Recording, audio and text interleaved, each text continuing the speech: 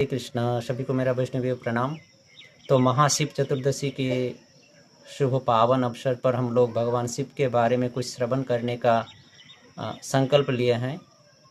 तो आज हम लोग श्रवण करेंगे आज की इस वीडियो में शिव जी कौन है, शिव तत्व, शिव जी का असली तत्व स्वरूप क्या है, वे किस लिए इस पृथ्वी में आए, ऐसी कौन सी कार्य को संपादन करने के लिए भगवान शिव इस पृथ्वी में अवतरण हुए, उनका तत्व स्वरूप क्या है, असली तत्व स्वरूप क्या है।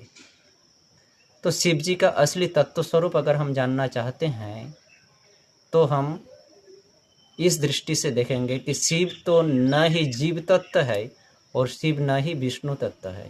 अर्थात हमारे जो ये 14 भुवन है, ये 14 भुवन के ऊपर है विरजा नदी और विरजा नदी के ऊपर है वैकुंठ लोक, उसके ऊपर है गोलोक वृंदावन। तो इस वैकुंठ लोक के नीचे ही शिव लोक है, जहाँ पर भगवान शिव निवास करते हैं अपनी सहधर्मणी श्रीमती पार्वती जी को लेकर, माता पार्वती को लेकर शिव लोक में निवास करते हैं। और इस शिव लोक के नीचे ही विरजा नदी है, विरजा नदी के नीचे ब्रह्मलोक, सत्यलोक, और इस सत्यलोक को मिलाकर 14 भुवन इस प्रकार विरजा नदी के नीचे है। तो ये जो 14 भुवन है, 14 भुवन जीव तत्व है। ब्रह्मा आदि देवता और मनुष्य आदि सभी जीव इस विरजा नदी के नीचे 14 भुवन में निवास करते हैं। ये जीव तत्व का स्थान है। और इस जीव तत्व के ऊपर है वैकुंठ लोक, जहाँ पर भगवान विष्णु अपनी अंतरंगा शक्ति लक्ष्मी देवी के साथ और अपने पार्षदों के साथ, सारे पार्षदों के साथ निवास करते हैं। तो ये विष्णु तत्व का स्थान है, विरजा नदी के ऊपर वैकुंठ लोक, और ये विरजा नदी के नीचे 14 भुवन जीव तत्व का स्थान है। और शिव जी ठीक है विष्णु तत्व, वैकुंठ लोक विष्णु तत्व और नीचे जीव तत्व के बीचों बीच निवास करते हैं श्रीमती पार्वती माता के साथ शिव लोक में। तो शिव जी न तो नीचे के जीव तत्व है और न ही ऊपर के विष्णु तत्व है। अर्थात वे भगवान विष्णु के समान शक्तिशाली भी नहीं है और नीचे के जीवों के जैसा, जीव तत्व के जैसा निकृष्ट भी नहीं है, विष्णु के जैसे उत्कृष्ट भी नहीं है और जीव के जैसा निकृष्ट भी नहीं है। तो शिव कौन है, इसके लिए, इस सिद्धांत को समझने के लिए हमारे जो सैद्धांतिक ग्रंथ है ब्रह्म संहिता, उसमें हमको प्रवेश करना पड़ेगा।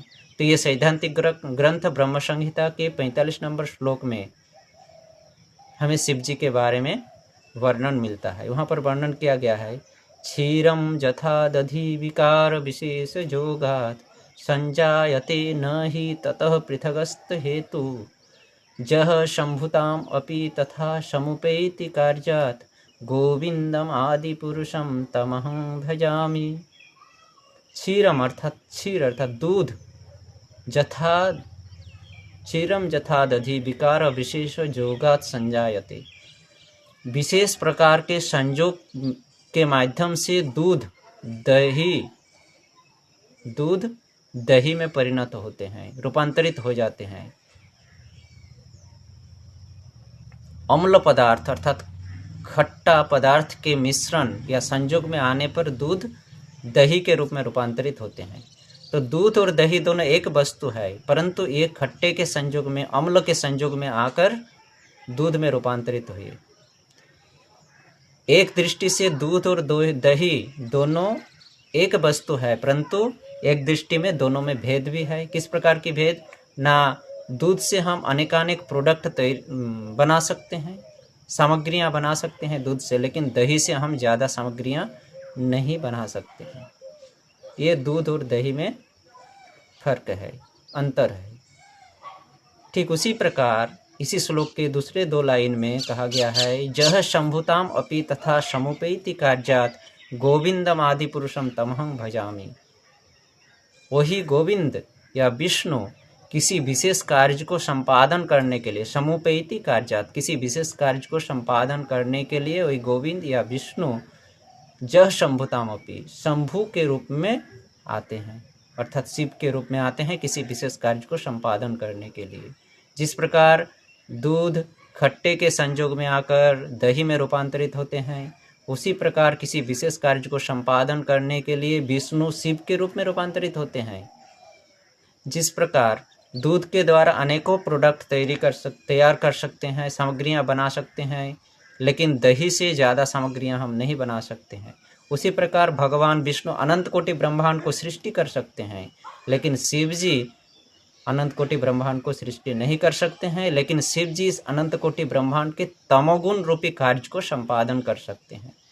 अनंत कोटि ब्रह्मांड की जो तमोगुणी रूपी कार्य है, इसको संपादन करने के लिए शिव जी का आवश्यक है। इसलिए भगवान विष्णु शिव के रूप में रूपांतरित हुए।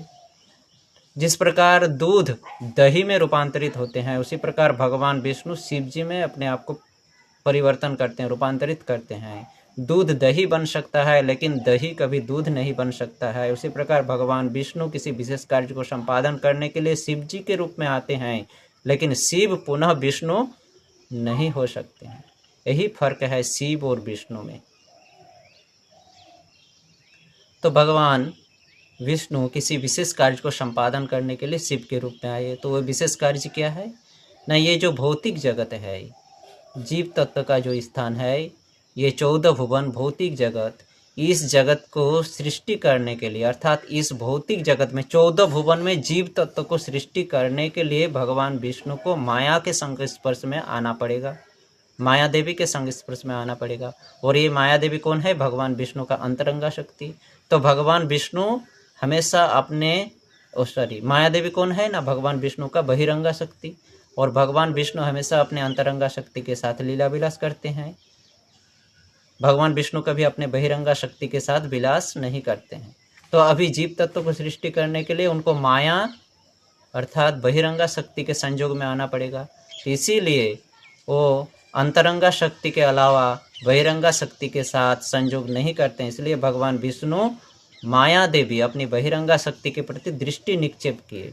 और ये भगवान विष्णु जो माया देवी के प्रति दृष्टि निक्षेप किए, और वो भगवान विष्णु का जो दृष्टि शक्ति है, दृष्टि का जो प्रकाश है, वो दृष्टि प्रकाश ही शिव है। इस प्रकार भगवान विष्णु शिव के रूप में अपने आप को परिवर्तन करके माया देवी के साथ संयोग स्थापन करके इस भौतिक जगत में जीव तत्व को सृष्टि किए। और ये भौतिक जगत कचड़े का स्थान है। इस कचड़ा रूपी स्थान को साफ करने का जब इच्छा हुआ तो भगवान विष्णु शिव के रूप में रूपांतरित हुए। जिस प्रकार हम अपने हाथों से विभिन्न प्रकार के कार्य करते हैं, तो सारे कार्य हम हाथ से करते हैं, और कचड़े की सफाई भी हम हाथ से ही करते हैं। लेकिन घर की जो दूसरी काम वो हम अपने हाथों से, खुले हाथों से करते हैं। लेकिन जब हम उसी हाथों से कचड़े को साफ करते हैं तो अपने हाथ में हम ग्लोव्स लगा लेते हैं, दस्ताना लगा लेते हैं। तो ये जो दस्ताना रूपी हाथ है वह है शिव। कचड़े को स्थान को साफ करने के लिए जो दस्ताना रूपी हाथ वह है शिव, और वो जो खाली हाथ वो है विष्णु। वही खाली हाथ रूपी विष्णु जब इच्छा किए कि अभी हमको कचड़ा साफ करना है तो दस्ताना पहन लिए, अर्थात शिव के रूप में रूपांतरित हुए और कचड़े को साफ किए। तो यह दस्ताना रूपी हाथ है शिव जी और खाली हाथ है विष्णु जी।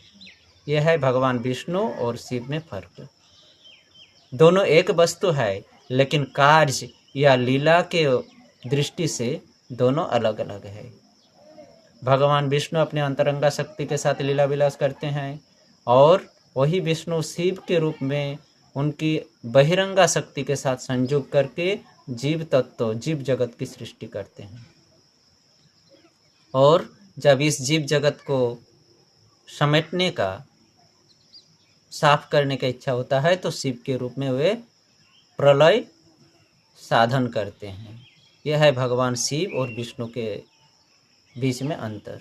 और हमारे भागवत धर्म में शिव को एक उच्च स्थान दिया गया है। उच्च वैष्णवों में अग्रगण्य है शिव जी। भागवत श्रीमद् भागवतम 12 स्कंद के 13वां नंबर अध्याय के 16वां नंबर श्लोक में बताया गया है, निम्न गानम यथा गंगा देवानाम अच्युतो यथा वैष्णवानाम यथा शंभु पुराणानाम इदम तथा। अर्थात जिस प्रकार निम्नगामी नदियों में गंगा जी श्रेष्ठ है, जिस प्रकार देवताओं में श्रेष्ठ अच्युत भगवान विष्णु या कृष्ण है, उसी प्रकार वैष्णवों में श्रेष्ठ शंभु जी है और सारे पुराणों में सर्वश्रेष्ठ पुराण भागवत है। तो वैष्णवानम यथा शंभु, वैष्णवों में श्रेष्ठ है शंभु अर्थात शिव जी। वे महान वैष्णव है, विष्णु के एक महान भक्त है। पंचमुखे राम नाम करे त्रिपुरारी, ये त्रिपुरारी अर्थात शिव अपने पांचों मुखों से राम नाम जप करते हैं। तो हमारा कर्तव्य है शिव जी के पास जाकर कृष्ण भक्ति की प्रार्थना करना, विष्णु भक्ति की प्रार्थना करना। इससे शिव जी अत्यंत संतुष्ट होंगे, क्योंकि शिव जी आशुतोष है, वे जल्द ही संतुष्ट हो जाते हैं। और हम जब शिव जी के पास जाकर राम का नाम गाते हैं, कृष्ण का नाम गाते हैं, हरे कृष्ण कृष्ण कृष्ण हरे हरे, हरे राम राम राम हरे हरे, इस प्रकार से जब हम कीर्तन करते हैं तो शिव जी अत्यंत संतुष्ट होते हैं।